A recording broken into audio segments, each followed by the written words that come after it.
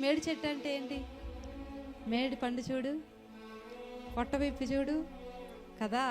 కొంతమంది క్రైస్తవ జీవితాలు ఎలా ఉంటాయంటే, పైకి మాత్రం ఎంత మంచి భక్తి పరులో యేసుని వెంబడిస్తామని చెప్పుకునే కొంతమంది బ్రతుకులు ఎలాగున్నాయంటే, పైకి చాలా భక్తి పరులు, చక్కగా పాటలు పాడతారు, చక్కగా పరిచర్య చేస్తారు, చాలా నమ్మకంగా ఉన్నట్టు కనపడతారు, దైవజనుల దగ్గర కూడా నమ్మకంగా ఉంటారు. కానీ మరి లోపల బ్రతుకు మాత్రమో బాగుండదు, వాళ్ళ ఆలోచన సరిగా ఉండదు.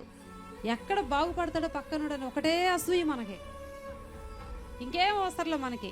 ఎదుటోడు బాగుపడితే ఓర్చుకోలేని తత్వం మంది, అదే అసూయ. ఈరోజు ఒకవేళ నామకార్థంగా ప్రార్థన చేస్తున్నావేమో, నామకార్థంగా మందిరానికి వెళ్తున్నావేమో, నామకార్థంగా బైబిల్ చదువుతున్నావేమో, ఏదో కష్టకాలంలో నమ్ముకున్నానులే యేసు ప్రభుని అందుకని వెళ్తున్నానులే అని ఒకవేళ నువ్వు అనుకుంటున్నావేమో, అలాంటి భక్తి దేవునికి ఇష్టం లేదు. అలాంటి భక్తి వల్ల నీకు ప్రయోజనం కూడా ఏమీ లేదు.